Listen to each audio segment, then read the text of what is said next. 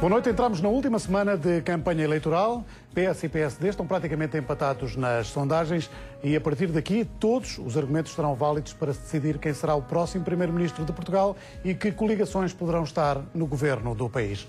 Entramos hoje no debate das cidades e das regiões. Falámos de Lisboa já esta semana aqui na RTPN.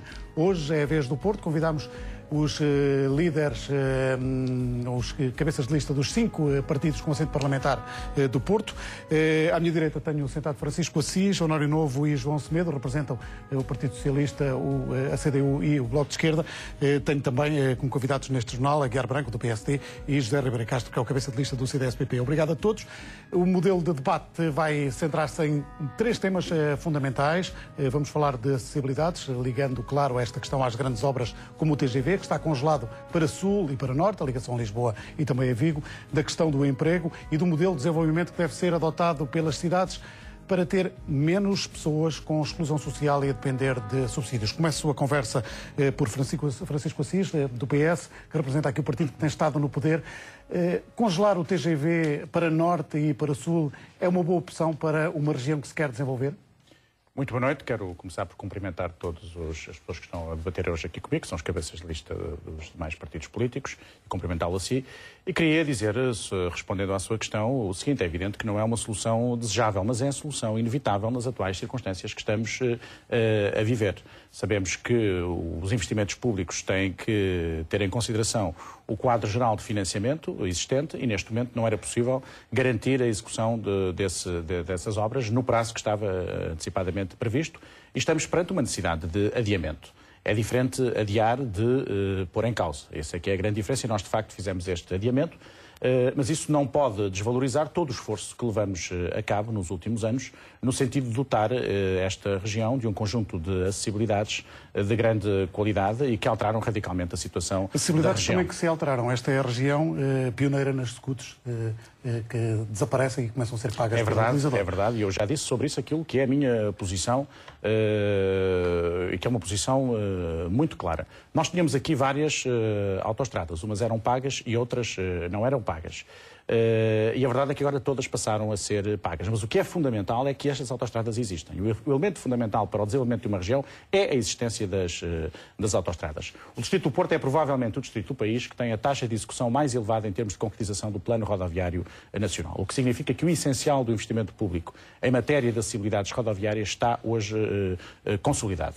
E agora o que temos é de garantir a manutenção da nossa rede viária nas devidas condições. Isso é um fator de atração do investimento, para além de ser um fator de melhoria da qualidade de vida das pessoas que aqui habitam. E, a meu ver, a questão essencial é a questão de saber se temos ou não temos essas autoestradas, se temos ou não temos essas acessibilidades em condições. Porque é isso o que, num mundo moderno, estabelece uma distinção entre regiões desenvolvidas e regiões não desenvolvidas. E nesse sentido, nós temos essas acessibilidades. Guiar Branco, o PSD tem insistido na necessidade de congelar as grandes obras.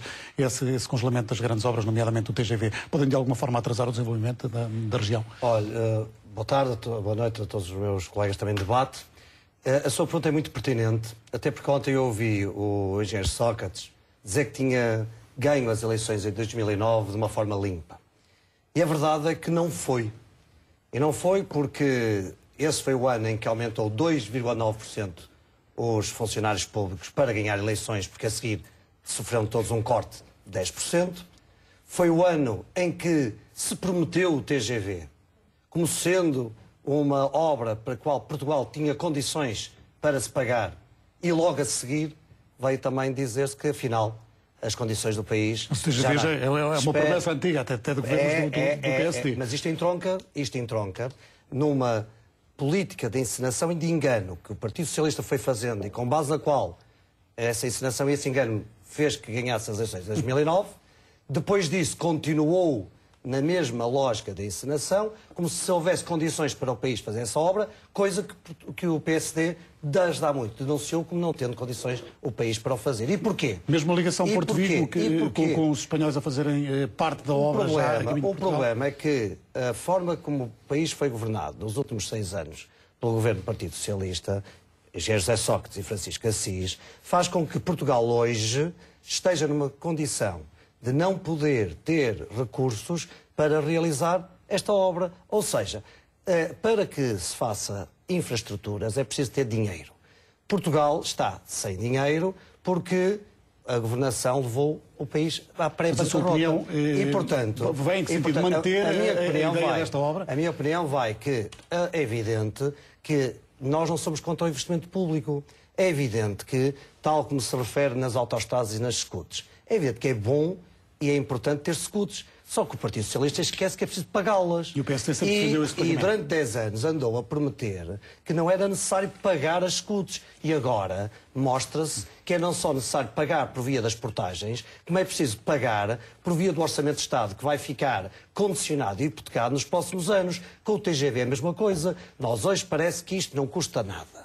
Mas o problema é que daqui a uns anos, quando aparecerem as contas e as faturas para se pagar, por via dos rendimentos e das rendas que é preciso pagar, não é dos rendimentos, das rendas que é preciso pagar a quem concessiona, Portugal estará novamente sequestrado. Não é um problema de desejo, é um problema de poder. E, infelizmente, o estado em que o Partido Socialista deixou o país impede que se possa realizar muitas das obras públicas que são necessárias. Por exemplo, o Metro do Porto era também um projeto estruturante para a cidade, para a região, para a mobilidade. Era porquê? Porque, infelizmente, como sabes, está parado, porque quem deve financiar, dar as condições de financiamento, que é o Governo, isso não acontece. Aliás, diga-se que este Governo fez alteração no Metro do Porto da estrutura de comando da mesma, do Conselho de Administração, em prejuízo, focalizando mais a centralidade dessa governação, o que impediu que o mesmo tivesse o mesmo ritmo de crescimento que tinha antes, quando havia uma conjugação com as autarquias. Portanto, esta visão centralista, dirigista, que o Partido Socialista tem da governação do país, faz com que... Que proposta concreta para mudar essa Portugal visão? crescer, Portugal ter condições financeiras por via do crescimento, ter uma situação das contas públicas mais sã, ter uma capacidade de crescimento que, por exemplo, o Partido Socialista no PEC 4 não previa, porque eram só as medidas de austeridade, só cortes, e que previa do facto do PSD ter permitido a rejeição desse PEC 4, faz com que haja agora medidas que levem e ajudem o crescimento económico do país, porque não há hipótese de nós realizarmos obra, não há hipótese dos portugueses estarem melhor se não houver crescimento. E o crescimento, como se sabe, não passa agora pelo Partido Socialista, pelo contrário, a Nova Esperança tem de ser por uma alternativa. E essa alternativa que dê confiança aos empresários, que se aposte nas empresas como motor e não o do investimento público como motor da nossa economia, porque elas é que criam emprego, elas é que gerem riqueza, é um traço distintivo entre, neste caso, o PSD e o Partido Socialista, e já se viu ao que conduz a política do Partido Socialista, à pré-bancarrota. Muito bem, seguimos este debate com o Honório Novo, que tem defendido sempre as grandes obras recordo-me que na altura em que foi congelada esta possibilidade do TGV ir para norte e para sul, se pronunciou contra. Porquê? Vamos ver, eu acho que a situação, particularmente na região e no distrito, é fruto de consequência e da convergência de três políticas erradas tomadas, não apenas no último governo do Partido Socialista, mas nos últimos anos. Primeiro, uma discriminação acentuada na última década do investimento público no distrito. Não estou apenas a falar do TGV para Vigo. Estou a falar, por exemplo, no metro, já foi aqui falado, nas plataformas logísticas de Leixões ou da Maia Trofa. Estou a falar, por exemplo, em termos de saúde, no Hospital da Póvoa, ou até no Centro Hospitalar de Gaia, ou até no Centro Materno-Infantil, que foi alvo do lançamento de uma primeira pedra convenientemente lançada em período eleitoral. Estou a falar, por exemplo, de uma via absolutamente estruturante para o interior do Porto, que é o IC35. Estou em Penafiel entre os rios, que é reclamada há anos, sem sucesso, sistematicamente adiada. Estou a falar dos problemas da despoluição das bacias hidrográficas do Douro ao Ave. Estou a falar também, e isto é o objeto do nosso tema, da nossa conversa hoje, daquilo que é a frente de recuperação do património construído, e não só apenas, mas também dos centros históricos.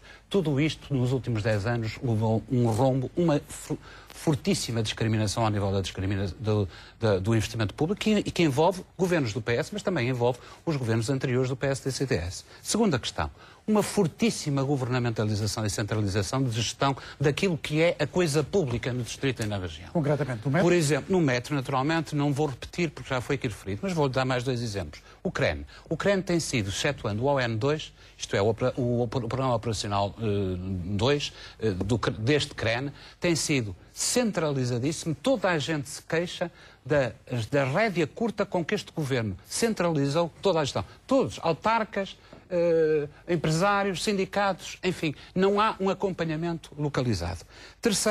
Outro exemplo, a ICEP, Agência de Investimento Estrangeiro, tinha sede aqui no Porto, era dirigida por um fundador do CDS, Basílio Horta, que mudou de casaca e agora se candidata até pelo Partido Socialista em Leiria.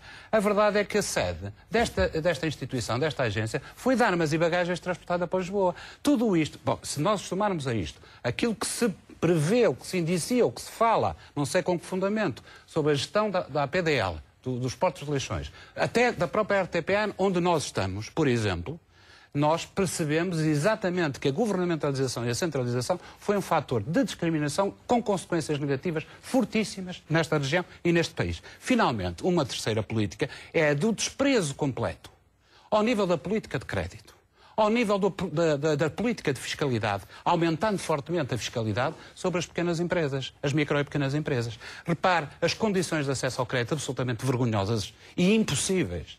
Repare, por exemplo, o pagamento especial por conta, que o CDS e o PSD andaram, enfim, a propagandear que era para eliminar, mas afinal já recuaram, nem faz parte do respectivo programa, continua a fazer parte do nosso. Ou, por exemplo, o IVA de caixa. Portanto, uma sobrecarga absolutamente inaceitável sobre as pequenas empresas, que naturalmente deprimiu e se traduz depois naquilo que depois o Guiá Branco anuncia bem, diz, recorda bem, mas que depois não explica com a ausência da aprovação, por exemplo, das questões que eu acabei de referir, com, por exemplo, no Distrito de Porto, uma diminuição em 4 anos, uma diminuição do número de empresas da indústria transformadora de 28%, ou um aumento do desemprego absolutamente impossível. Já vamos falar desse modelo de desenvolvimento. Portanto, isto é que é a base, a política concertada, a discriminação, que nos conduz a uma coisa que o Eurostat resumiu há dias no seguinte: a região norte, na qual nós nos inserimos, é a mais pobre do país. E esta é uma situação que não sucede por acaso. Quem vive na região norte não é incapaz. Pelo contrário, já deu mostras de ser capaz. As políticas dos sucessivos governos é que conduziram esta região e este distrito à situação que vivemos. Sr. Ribeiro Castro, o desenvolvimento baseado nas vias, boas vias de acesso, não tem resultado. Temos, foi dito pelo Francisco Assis, uma rede fantástica de autoestradas, uma via férrea com boas ligações a Lisboa, não tendo, no entanto, boas ligações a Vigo, nem um bom sistema de transporte de cargas, um porto como o de Leixões, que é considerado um porto de excelência. O que é que falta para esta região deixar de ser ter esta imagem de uma das mais pobres do país? Bom, boa noite. Em primeiro lugar, queria saudar os meus colegas de debate, bem assim, ao auditório. E antes de responder à sua pergunta, queria só comentar uma coisa que disse no princípio, que é uma das grandes fantasias desta campanha eleitoral, que é que há um empate entre o PS e o PSD. Isso é uma enorme fantasia. Isso que as sondagens é uma fantasia do empate técnico para criar uma falsa ansiedade nas pessoas e arrastar o voto útil. Mas é um dado objetivo. Não, vou explicar. Todas as sondagens, todas as televisões e todos os jornais. Eu não vou discutir tecnicamente a projeção dos indecisos, não é isso. Mas toda a gente já disse, por exemplo, vou só ler politicamente os resultados, toda a gente já disse que não governa com Sócrates. Todos os partidos, sem exceção, disseram que não governam com Sócrates. Ou seja, Sócrates, se não tiver maioria absoluta, é um derrotado. Porque mesmo que fosse o mais votado, que as sondagens também não dizem isso, não é o mais votado, não tem qualquer parceiro para fazer uma maioria política na Assembleia da República. E, pelo contrário, as sondagens o que dizem, sustentadamente, é que o PSD e o CDS estão ambos a crescer relativamente aos resultados de 2009 e têm sustentadamente, de acordo com as sondagens, somas de 47% a 51%. Quem vê nisto? Quando há entre as projeções da nova maioria e o PS diferenças de 12 a 18 pontos nas sondagens, um empate, bom, é porque está a transler a realidade. E, portanto, é muito importante, eu quero aproveitar estes minutos para dizer que aliás o que encontramos na rua, que existe o desejo de mudança, existe o desejo de uma alternativa, que as pessoas despertam para isso e é importante que as pessoas mas também é importante que as pessoas percebam as ideias e gostaria de ouvir as suas sobre este modelo. Relativamente à questão das vias estruturantes, e nomeadamente das autoestradas, enfim, eu saúde que o Francisco Assis, já outro dia tinha lido, o reconhecimento do fracasso que foi a política da escuta do PS, que é dos últimos anos da governação Guterres. E que custou um pesadelo para as finanças públicas que se vai prolongar por muitos anos. E que é uma bota que não está completamente descalçada. Aliás, como nós dissemos, não aceitaríamos uma discriminação que fosse feita relativamente à região norte e às 3 escutas desta região relativamente ao resto do país, e é o que se está a passar. O PS aproveitou a data de 15 de abril e uma alegada complicação para se pôr ao fresco e deixar, pura e simplesmente, o novo regime das escutas aplicada aqui desta região. Mas, e a questão que nós temos sobre isso, sobre esta matéria, compreendendo as dificuldades das pessoas quando se muda de uma política de gratuidade para uma política de oneração do pagamento, é que, de facto, o Estado não tem recursos para tudo e, portanto, tem que fazer opções se subsidia o automobilista ou se subsidia os doentes, os mais fracos, etc. E a nossa prioridade vai, obviamente, para as prioridades sociais dos mais fracos. Relativamente também à rede ferroviária, o que assistimos foi uma grande fantasia ao longo destes 6 anos. E que foi repetida nas últimas eleições de 2009, que vinha aí o TGV. E isso também com uma discriminação relativamente à região norte, porque, enfim, já aqui também foi referido, e nós estamos de acordo, o atraso da expansão da rede do metro deveu-se à concentração dos recursos teoricamente disponíveis em projetos megalómanos, enfim, cuja necessidade teórica nós não discutimos, nomeadamente o TGV, mas cuja oportunidade financeira é altamente controversa. E, portanto, enfim, nesta altura, resta examinar o que é que se vai passar naquele troço ridículo, puseram caia, quer dizer, o que é que se vai passar, e a posição que nós sustentamos é que tem que haver, relativamente à distribuição de investimento público, em que os recursos são escassos, um equilíbrio na visão territorial do país. E, portanto, não é reconhecido que nas prioridades do CDS está o saneamento das finanças públicas, portanto, que o Estado regresse, o que levará algum tempo a ter margem de decisão. O CDS defende esta posição de congelamento total destas grandes obras? Bom, não é possível continuar. Não é possível continuar, como aliás o próprio PS acabou por reconhecer. Só que, entretanto, já se gastaram milhões e milhões em estudos e pareceres e contra-estudos e pareceres e em compromissos para o futuro que vêm complicar a liberdade da decisão para o futuro. Mas só se pode investir quando há recursos para isso, quando financeiramente essa capacidade existe. E temos que reconhecer que o país foi colocado numa situação de pré-bancarrota. Isto não é uma fantasia, isto é uma realidade. E a prioridade absoluta do país é reequilibrar as finanças públicas para que possamos ter políticas sociais sustentadas e também uma política de investimento. E só depois então, não estou de acordo quando disse que temos excelentes ligações ferroviárias. Bom, porventura, dos calcanhares daqueles mais evidentes da estrutura de transportes do país é uma rede ferroviária bastante débil. Falava na ligação Lisboa-Porto, que está praticamente saturada nos alfas e nos intercidades, que é um dado relevante nesta altura. Isso tem que ser examinado de acordo com as capacidades financeiras do país e também com uma visão de distribuição equilibrada dos recursos e não concentração em novo aeroporto de Lisboa, ligação TGV Poceirão-Caia, terceira travessia do Tejo, terceira autoestrada, quer dizer, e deixando para trás outros investimentos igualmente estruturantes na região norte do país e que são muito importantes. Tão cedo existe a capacidade financeira para isso. Sr. qual é a sua opinião? Boa noite. Bom, a minha primeira opinião, eu espero que tenhamos a oportunidade de discutir esta reconversão às sondagens aqui traduzida pelo Dr. Ribeiro Castro, porque é uma matéria política importante. Tem sido o CDS fez as pazes com as empresas que fazem sondagens e espero que tenhamos a oportunidade de discutir isso.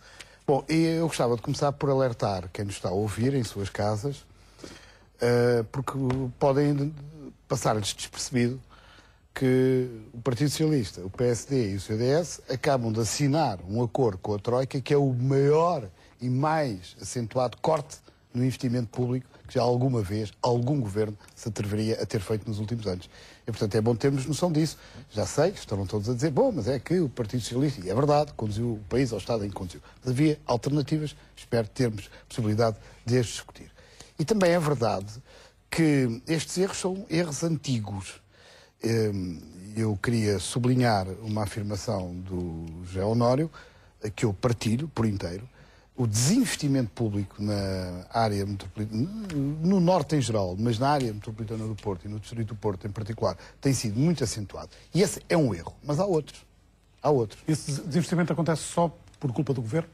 Bom, o Governo é que distribui o orçamento, falo aprovar, tem uma maioria parlamentar que aprova todos os anos o orçamento. Mas esta pergunta pela força reivindicativa do Norte e das chamadas figuras do Norte. Sim, mas o Governo tem sido pouco sensível à força reivindicativa do Norte. Dispôs durante 4 anos de uma maioria absoluta, depois, durante 2 anos, dispôs de uma outra maioria ali, colitada e apoiada no no partido do Dr. Aguiar Branco. E, portanto, teve sempre uma maioria para impor esse desinvestimento para lá, digamos que superou e ultrapassou e calou as vozes que no Porto e no Norte contestavam e exigiam um orçamento mais largo, mais amplo, capaz de fazer algumas obras públicas que temos estado aqui a falar. Mas há um outro aspecto, há outros erros, porque só se falava em megaprojetos. E há tanta coisa de menor dimensão importante. Olha, uma já foi aqui falada, a ferrovia de proximidade. O Distrito do Porto é um distrito em que, particularmente, os transportes ferroviários urbanos e suburbanos são maus. E devia ter havido uma aposta grande nisso. A ligação Porto-Vigo.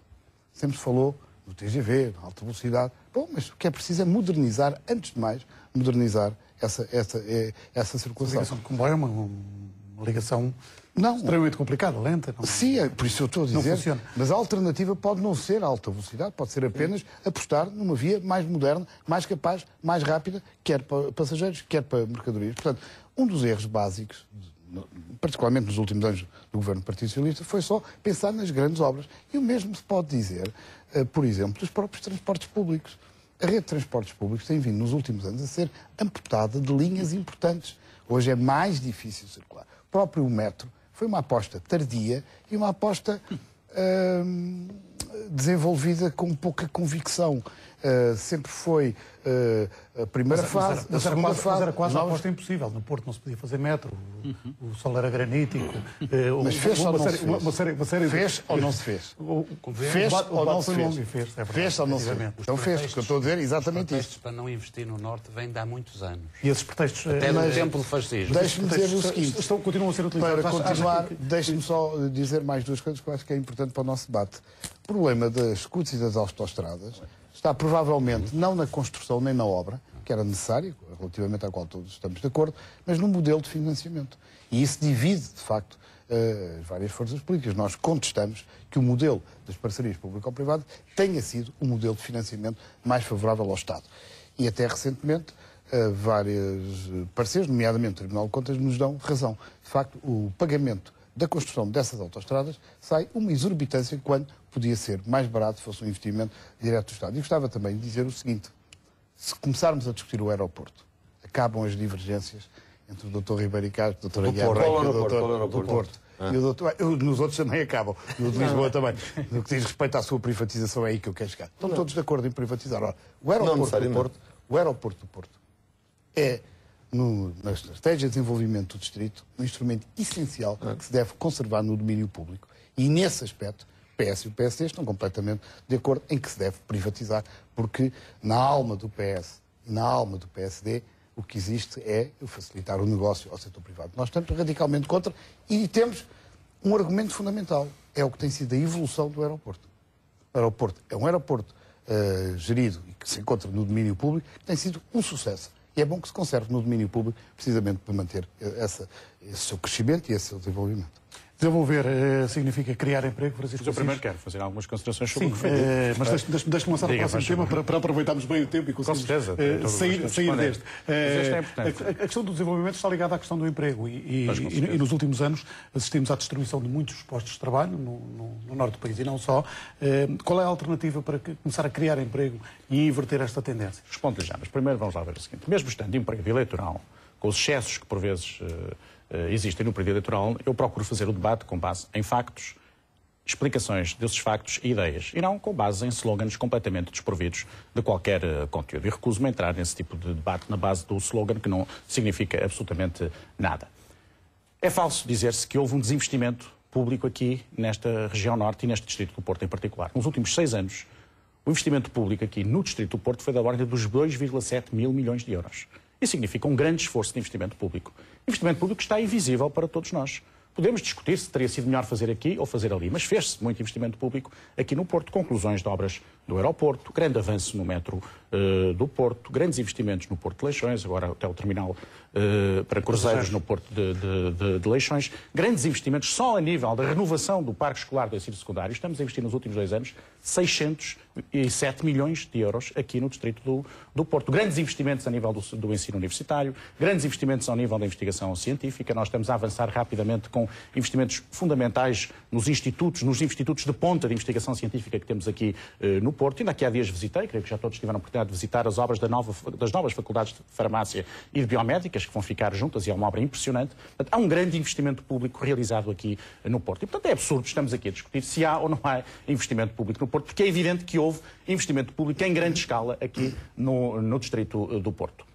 Agora, o ritmo do investimento público tem que ter em consideração o quadro geral da nossa economia e das nossas finanças públicas. E é evidente que no momento em que há maiores dificuldades de obtenção de financiamento, por razões que são conhecidas. E cada um apresentará as suas explicações. Eu não vou lá para aquele slogan barato de dizer é o governo do PS que conduziu o país, porque ninguém acredita nisso, toda a gente compreende que há aqui um quadro difícil, um quadro internacional muito difícil, e os governos não são avaliados pelas circunstâncias em que governam, mas pela forma como respondem às circunstâncias em que governam. E a verdade é que nós, num contexto muito difícil, tivemos que fazer opções, também elas muito difíceis. Agora, o ritmo de investimento público, retomando a minha linha de argumentação, o ritmo de investimento público tem que ter em consideração o quadro geral de financiamento. E, portanto, é natural e é inevitável que nos próximos anos haja algum abrandamento do investimento público e, por isso, foram tomadas decisões de adiamento de alguns investimentos. Não foram decisões de anulação pura e simples dos investimentos, nomeadamente no caso do TGV. Há a intenção de manter esses investimentos, seja Porto de Lisboa, seja Porto de Vigo. Houve adiamento.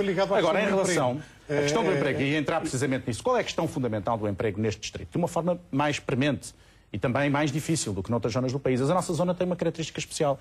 É uma zona, em primeiro lugar, com forte vocação exportadora.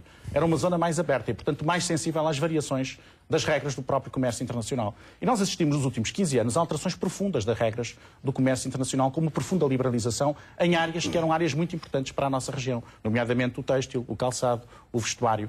E nós tivemos exatamente o que estamos a assistir a uma reconversão. E como é que essa reconversão se faz? Com a articulação entre políticas públicas e incremento da iniciativa privada. E felizmente isso está a acontecer. O que acontece inevitavelmente é o seguinte: primeiro, que essa reconversão não é instantânea. Em segundo lugar, que essa reconversão se faz muitas vezes sem que haja criação de empregos ao mesmo ritmo que os empregos se vão perdendo. Porquê? Porque há a incorporação de tecnologias mais sofisticadas. Isto inverte-se de uma maneira muito simples. Tem que haver apoios sociais, naturalmente, no imediato. Mas inverte-se com uma alteração do perfil económico da região. E é esse esforço que nós temos estado a fazer. E como é que se altera o perfil económico de uma região? Apostando naquilo que são os pontos críticos. E que são conhecidos, que são ao nível da educação, ao nível da formação, ao nível da investigação, ao nível da especialização económica. Nós hoje temos aqui aquilo que se chama os clusters, o cluster da saúde, por exemplo, que é um cluster emergente nesta reunião e que estamos a aproveitar, e estamos a fazer uma coisa muito importante, que é associar o esforço público ao nível do estudo, da educação e da investigação científica aplicada, com depois interligando com a inovação empresarial. Nós temos aqui uma das mais importantes empresas do país nesse domínio, a Bial, temos outras empresas nesse setor e temos grandes investimentos públicos a esse nível. Veja, a prazo não tenho a menor das dúvidas que este é o único caminho possível. Nós temos que alterar o nosso perfil económico, com reconversão das indústrias tradicionais, mantendo essas indústrias, mas adaptando-as aos tempos modernos e, sobretudo, elas subindo de patamar em termos de competitividade, que é o que felizmente está a acontecer. Muitas destas empresas baseavam-se em mão de obra muito barata e não tinham recursos tecnológicos muito sofisticados e estavam a competir com países do Extremo Oriente ou países do Norte da África, noutros casos, e aí não tinham nenhuma possibilidade de sobreviver.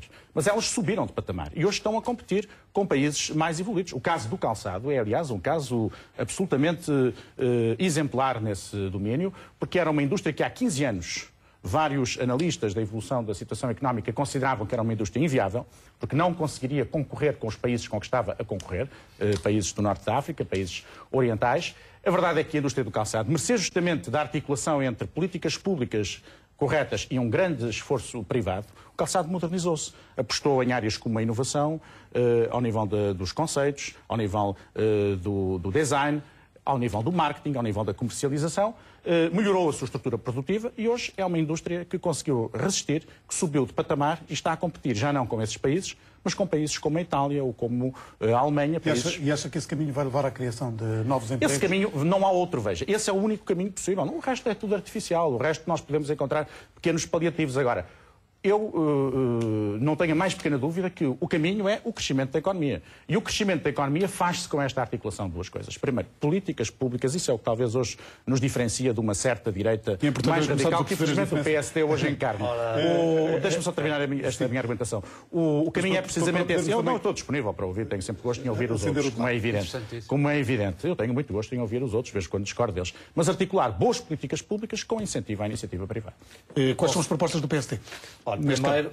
Primeiro deixe-me dizer que eu espero que o Francisco Assis aqui hoje também possa dizer em que é que não concordou durante os 6 anos anteriores da governação socialista, porque aquilo que ele acabou de dizer vai exatamente ao contrário do que foi o governo do Partido Socialista na aposta nas empresas, confiando nas empresas e dando condições às empresas. Deixa os slogans. Vou deixar os slogans baratos, porque eu julgo que ele não estava a falar para mim quando falou de slogans baratos. E como não estava a falar de slogans baratos, eu vou dar 3 factos que são absolutamente objetivos.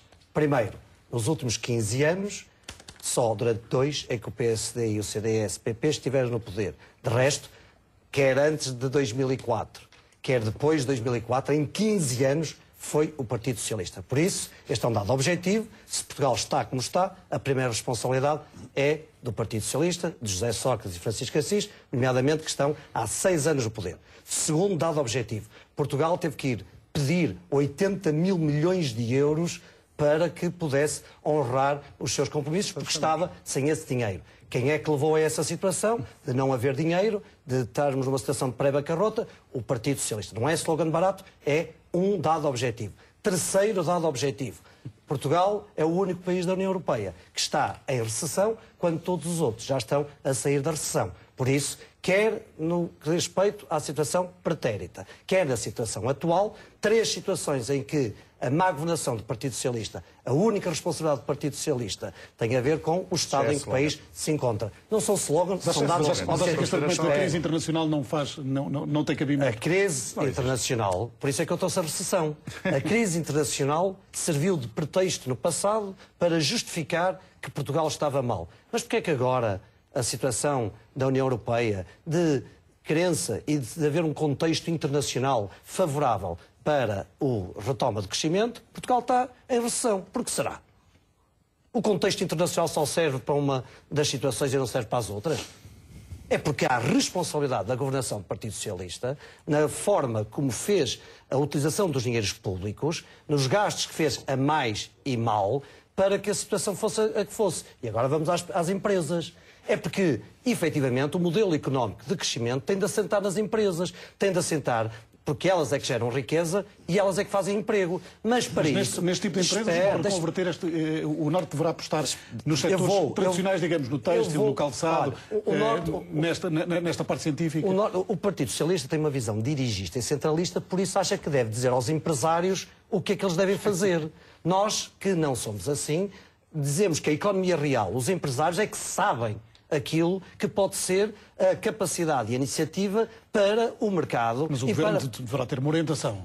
O governo deve dar... Ora, exatamente, essa é que é a grande diferença com o Partido Socialista. É que a orientação que um governo do PSD deve dar é de criar condições para as empresas poderem desenvolver a sua atividade. O Partido Socialista acha que deve dizer qual a atividade que deve ser apoiada. Isso é uma grande diferença, porque sabe o que é que depois acontece? É que quando elas precisam de linhas de crédito, quando elas precisam de financiamento da banca, quando elas precisam ter condições para poderem ter essa capacidade exportadora, o dinheiro que devia ir para a economia real, afinal foi para o Estado, foi para a engorda do Estado. Nós ainda tivemos esse exemplo muito recentemente, quando o engenheiro José Sócrates, 2 dias depois de ter dito na televisão que em nenhuma circunstância ia recorrer ao auxílio externo, quando é que ele foi lá? Foi quando a banca disse: nós não damos mais dinheiro ao Estado, nós não vamos comprar mais dívida.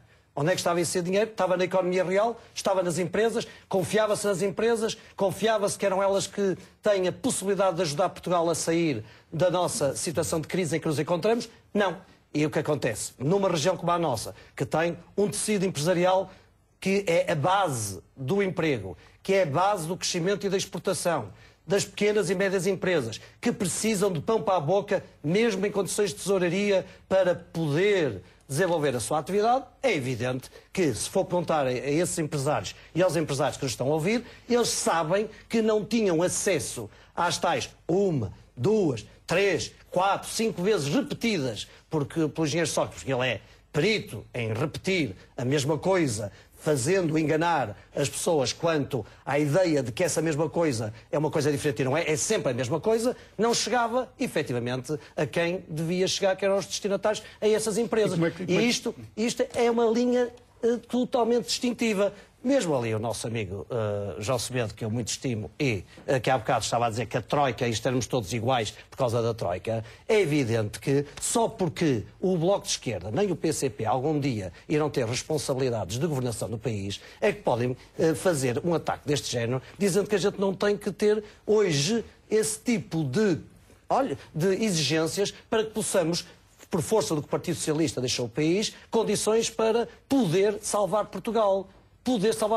Porque o próprio TGV, que aqui o meu amigo João Semedo esteve a defender, ou antes esteve aqui a tentar explicar que era o modelo, etc., o Bloco de Esquerda e o PCP, na Assembleia da República, foram cúmplices do Partido Socialista na ideia de que tínhamos condições para o fazer. Quem andou a denunciar esta situação de que Portugal não tinha condições, efetivamente, e na altura muito se criticou a doutora Manuela Ferreira Leite e depois Pedro Passos Coelho, quando viemos dizer nós não temos condições, continuando esta política, desta forma, que leva o país a ter encargos a mais do que aquilo que tem capacidade de responder, porque a economia não tem dinheiro, porque ela vai para o Estado. O Estado está a ser engordado indevidamente por este Partido Socialista. Nós não temos o dinheiro na economia real, diziam que era uma situação negativista, pessimista, e viu-se a seguir às eleições. As eleições de 2009 foram as eleições mais caras da nossa democracia. Foram as eleições mais caras da nossa democracia, porque o Partido Socialista aumentou os funcionários públicos, disse que tínhamos condições para poder fazer o TGV, disse que a linha do déficit estava em linha com as exigências da União Europeia, e vimos no final de 2009 o que é que aconteceu. Cortes de 10% aos funcionários públicos e um déficit que, em vez de ser 5 ponto tal, foi de 9 ponto tal. Este é o descalabro que os portugueses têm de acabar no dia 5 de junho. Muito bem, já não falamos de emprego. Falamos como modelo. Falamos de emprego porque eu disse que era pelo apoio, e digo e reafirmo, pelo apoio às empresas, às pequenas e médias empresas, não se inventa emprego. Porque o Partido Socialista, José Sócrates e o Francisco Assis, é que falam sempre de estágios. Não há hipótese. Só com o crescimento económico por via das empresas, dando-lhes condições para elas terem capacidade exportadora. É evidente. É evidente. Afirmações que eu não faço, eu nem falei de estágios neste debate. Está-me sempre a atribuir afirmações que eu não faço. Tem razão. Está aqui uma diferença em relação a José Sócrates. Francisco Assis acha que não é pelos estágios, José Sócrates acha que deve ser pelos estágios. Vai-lhe ser favorável quando for candidato a secretário-geral do Partido Socialista. E se me permitem, eu acho que o Dr. Aguiar Branco não devia falar em nome dos eleitores. E o que ele acaba de dizer aqui, relativamente à hipótese do PCP poder algum dia fazer parte do governo, dizendo que isso não está nas perspectivas, é uma substituição daquilo que é o voto legítimo, autónomo e próprio dos eleitores portugueses no dia 5 de junho. Não se antecipe aos resultados soberanos do povo português, Dr. Aguiar Branco. Aliás, a verdade é que nós, de facto, não governamos com Sócrates, mas também não governamos com o Partido Socialista. Se o Partido Socialista quiser levar para o governo o programa que assinou conjuntamente com o CDS e com o PSD, conjuntamente com a Troika estrangeira. Isso pode ter certeza, quem nos ouve ficar com a certeza que não o faremos. Não andamos aqui a oferecer-nos, seja ao PSD, seja ao PS, como faz o CDS, embora pareça que não, uns lugarzinhos no próximo governo, não interessa com quem, interessa quem lá esteja. Interessa estar lá. E, portanto, agora vamos lá ver questões concretas e que interessam aos nossos espectadores. O que desmente a retórica do Francisco Assis são os números. E o desinvestimento no distrito e na região cifra-se nestes valores muito sintéticos. 2006, 11% do investimento no Distrito de Porto. 2011, 3% previsto no Distrito de Porto. Não se trata de ritmos. Trata-se de realidades. E eu vou dar uma realidade que demonstra bem essa retórica. E dos dois. 2005. Ministro da Justiça em exercício. Dr. José Aguiar Branco. Lançamento da primeira pedra de quê? Do Campos da Justiça no Porto. 2009. Ministro da Justiça em exercício. Alberto Costa. Está enganado. Alberto Costa. Lançamento da primeira pedra. Anúncio da obra. Desculpe. Anúncio da obra. Não estou enganado. Então seja. Não estou enganado. Absolutamente. Não estou enganado. Anúncio da obra. Seja feito por si. Não lançou a primeira pedra. Não lançou a primeira pedra. Anunciou a obra. Anunciou a obra. 2009. 2009. Porque está enganado. E depois deixei de ser ministro para... Porque o Zé Norte sabe seguramente que quando eu prometo alguma coisa, cumpro. E portanto eu deixei de ser ministro, não foi? Eu sei que esta referência incomoda muito. Mas a promessa... Eu sei que esta referência incomoda muita gente. Mas quem nos ouve... Mas depois disso a promessa foi feita de novo de construir o... Exatamente. É que em 2005 a promessa de construção foi feita pelo Aguiar Branco, que está aqui na minha frente, e não me desmente. Por mais que me interrompa, eu permito que ele me interrompa à vontade, tem toda a liberdade de fazer. 4 anos depois foi feita por um Ministro da Justiça do Partido Socialista. Estamos em 2011 e o Campos da Justiça, ninguém o vê. Ninguém o vê. Portanto, não se trata de uma questão de ritmos, Francisco. Eu sei que é difícil, é duro defender, mas a realidade objetiva, naturalmente, nós não dizemos, não somos cegos, não dizemos que não houve investimento. No investimento público. O que dizemos é que houve uma fortíssima discriminação negativa, que o senhor, por mais que diga, não é capaz de esconder. Não, mostra que não houve nada. Fala-se aqui em crescer economicamente. Porque para haver emprego é preciso crescer. Se não houver crescimento económico, não há emprego. Não há combate dos contratos a termo, não há combate na eliminação dos recibos verdes, sejam eles justificados ou falsos recibos verdes. Mas a questão é como é que se cresce e quais são as propostas da CDU. Ouça, João, é que estes 3 senhores assinaram um documento que prevê que o país não cresça. Que o país empobreça. Não é por isso 4% durante 2 anos. O país não cresce ao peso da dívida. Assinaram um documento que diz que daqui a 2 anos o desemprego em Portugal é ainda maior do que atualmente. E esta é que é a realidade do que os senhores não podem falhar e por isso estão todos à procura. Por isso eu digo, há uma legitimidade, votar no PS é levar o PSD ou o CDS para o governo, enfim, porque é levar um único programa, que é o programa assinado. Naturalmente que é possível criar alternativas. Olha, por exemplo, meios de financiamento para o investimento público. Se nós criarmos alternativas à situação de financiamento dos 78 mil milhões da Troika, o que é verdadeiramente espantoso é que nesses 78 mil milhões, enfim, que vocês assinaram, não há 1.000 milhões para o investimento público, já repararam? Não há 1.000 milhões sequer para o combate ao desemprego. Não há 1.000 milhões que promova o crescimento da economia. Só há milhões para a banca, só há milhões para a garantia e só há, naturalmente, afetações fundamentalmente dirigidas para aquilo que é o sistema bancário, que naturalmente tem que funcionar, mas se tem que funcionar e se está com problemas de liquidez, está com problemas de liquidez resultante de erros próprios que têm que ser corrigidos pelos seus próprios acionistas e não à custa do dinheiro dos contribuintes. E os senhores querem que nós sejamos nós a contribuir. Crescer economicamente é investir. Crescer economicamente é produzir mais. Crescer economicamente é produzir para importar menos e para, naturalmente, combater a dependência externa. É por aí que nós combatemos o desemprego, a precariedade e é por aí que nós temos a sustentação futura do país. E esta é a nossa aposta, a nossa alternativa. Quais são as propostas do CDS para o crescimento económico e para inverter esta tendência de crescimento do desemprego? Eu vou responder, mas antes 2 notas muito breves. Uma, aproveitar esta ocasião para criticar, enfim, na sequência de referências que já foram feitas, a sintomática centralização da cobertura da campanha eleitoral que está a acontecer. E que pode ser a antecâmara de decisões muito negativas. Quando nós falamos de medidas de centralização, isso é consequência de uma cultura. E esta campanha eleitoral é, várias campanhas que eu já fiz, é um espalhafato de centralização e às vezes até discriminação, como os casos da TSF, da TVI ou do Expresso, que, enfim, só distinguem o Porto em 2 partidos, excluem 30% do eleitorado. Não é o caso da RTP que temos feito uns exatamente, queria saudar aqui dar voz a RTP, todos. mas eu acho o cúmulo da hipocrisia que na noite das eleições, ou nos dias a seguir, ouça comentadores, se calhar com responsabilidades editoriais nas decisões que tomaram, dizer, foi muita pena que nesta campanha não se ouviu o olhar de Bragança sobre os problemas do país, o olhar do Porto sobre os problemas do país, o olhar de Aveiro sobre os problemas do país, o olhar de Braga sobre os problemas do país. Claro, se as pessoas fazem campanha todos os dias, debatem nas instituições... Uma das vantagens de ter o serviço público. Não é visto, isso é muito negativo. Vamos ao emprego. Segunda questão, só responder ali ao Honório, que a posição do CDS nesta matéria é muito clara. O CDS luta por uma nova maioria.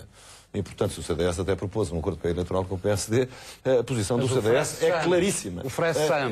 Não, isso não é verdade. Isso não é verdade. Isso, certinho, por gente grande. Não, isso não é verdade. Nós lutamos. Não, isso não é verdade. E, aliás, nesta legislatura... Infelizmente, nesta legislatura, em 2009, temos, aliás, a prova. Houve votações estruturantes da maioria de esquerda, houve votações estruturantes PS-PSD, não houve nenhuma votação estruturante PS-CDS e havia maioria no Parlamento, se essa fosse a escolha do CDS. Agora, quanto à sua questão. Oxalá os problemas fossem apenas aqueles que disse o Francisco Assis. Fosse apenas uma questão de ajustamento do tecido empresarial do Norte a condições difíceis de funcionamento ou novas de funcionamento do mercado internacional. Mas não é isso. Quer dizer, o que se passa na região Norte é que sofre com mais intensidade os problemas que sofre o país todo. Ou seja, é um problema geral de esmagamento da economia a que o engordar contínuo da despesa pública, o endividamento do país... O que as pessoas querem saber nesta altura, quais são as alternativas? Como é que se sai desta situação? Mas é preciso pôr-nos de acordo com este diagnóstico. Porque nós dizemos isto há muito tempo. Nós alertamos ao mesmo tempo a dívida pública e ela duplicou em 6 anos. Nós alertamos para ela... Mas não basta alertar, é preciso, nesta altura em que pedimos o voto aos portugueses, dizer o Partido A e o Partido B têm propostas diferentes. Primeira resposta, dar resposta àquilo que as pessoas nos dizem. O que é que as pessoas nos dizem? Saiam-nos de cima. As pessoas pedem que lhes tirem o Estado de cima. É isso que os empresários sentem. Incluindo aqueles que estão na inovação e que resistem e que exportam, sentem condições cada vez mais difíceis. Porque um Estado que deve mais de 170 mil milhões de euros, uma dívida externa terrível, líquida de 180 mil milhões de euros, bruta de 400 mil milhões de euros, é de facto um fardo gigantesco que pesa sobre a nossa economia. E isso é que atrasa o crescimento. Não é o plano da Troika. O que atrasa o crescimento é este fardo enorme que transformou a nossa economia numa economia de pés de chumbo. Por isso é que há desemprego, por isso é que o desemprego na Zona Norte atingiu 13%. Para fazermos fé nos números oficiais. E o desemprego jovem é enorme. Portanto, conhecemos as propostas. Primeiro, reconhecer a prioridade, sanear as finanças públicas, conseguir um Estado que esteja equilibrado e que possa começar a aliviar a carga sobre as pessoas e, no entretanto, ter medidas de estímulo à economia. Equilibrar as contas e menos Estado.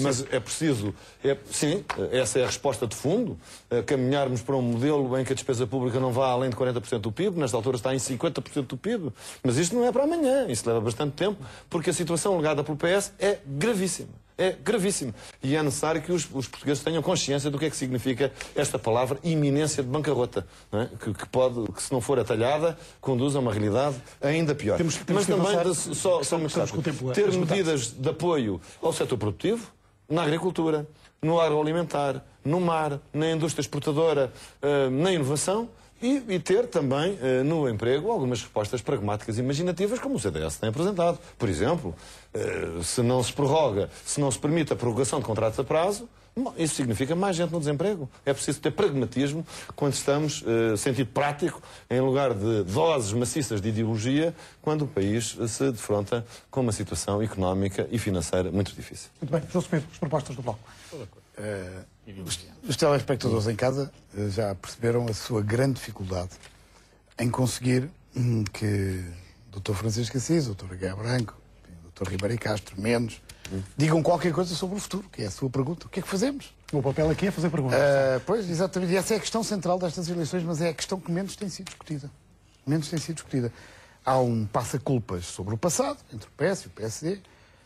O PS tem as responsabilidades de ter governado, os portugueses sabem disso. O PSD tem a responsabilidade enormíssima de ter acordado em março para,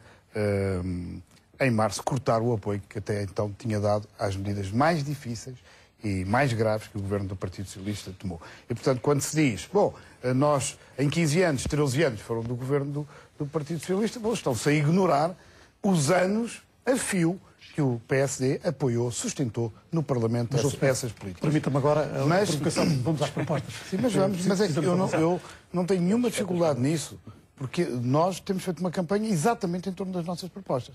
Mas deixe-me dizer que há coisas que se têm... Enfim, a gente tem que contrapor os nossos argumentos. Por exemplo... Isso é verdade. Não é? Porque, quer dizer, vamos lá ver. O país não pode ignorar. Nem este debate eu não consigo que se ignore. Que estes 3 senhores assinaram um acordo com a Troika Internacional que afundará o país. Não tínhamos dúvidas nenhumas. E que para estes senhores querem nos convencer que vai haver investimento, que não seja investimento público. Mas como é que vai haver investimento se o próprio setor privado está com enormíssimas dificuldades de investir? E a primeira proposta que nós fazemos, para ir olhando para o futuro, é que o principal alavanca do desenvolvimento económico nesta situação de hoje e nos próximos 2 ou 3 anos de recessão económica é o investimento do Estado. E o investimento do Estado tem que ser investimento direto e investimento indireto. Nós não estamos a defender que o Estado multiplique empresas públicas. Estamos a defender que o Estado não tem dinheiro. Olha, eu não interrompi. O dinheiro do Estado é dos contribuintes. E já não podem mais. Dr. Ribeiro Castro, se acalmar, eu digo onde é que o Estado vai buscar dinheiro. Vamos precisamente onde o CDS, ao longo dos anos, tem impedido que se vá buscar dinheiro. Vai-se buscar dinheiro fazendo uma reforma fiscal justa, que vá tributar as empresas e os particulares que não pagam devidamente os seus impostos. Olha, e são milhões e milhões de euros. O maior esforço de recuperação da evasão fiscal iniciou-se nos governos PSD-CDS. E foi bastante beneficiário o governo a seguir do Engenheiro Sócrates, que até foi uma repartição de finanças, colher esse rédito. E depois, em vez de desenvolver recurso à economia, continuou a cavalgar sobre o contribuinte. Doutor Ribeiro Castro, evite-me o sabor desagradável de ter que recordar o mandato da doutora Celeste Cardona. Eu não quero dizer mais nada sobre isso, quero olhar para o futuro. Estamos com o tempo... Sim, mas quer dizer, esse é que é um aspecto muito importante. É que é preciso fazer, de facto, uma reforma fiscal que tribute o enriquecimento ilícito, as transferências para as offshores, a banca deve pagar o mesmo que as outras empresas. O país não perdeu ativos financeiros. Portugal dispõe ainda de ativos financeiros. É preciso, é o Estado, ir recolhê-los e transformar isso em receita para investir. Agora, há outro investimento, deixe-me só dizer o seguinte, há 2 investimentos que nós achamos absolutamente indispensáveis. Para provocar emprego, para produzir emprego, para criar novos empregos, que é a reabilitação urbana. E até me admiro que o Dr. Francisco Assis tenha esquecido disso. E segundo, é de facto apoiar, investir nas políticas sociais.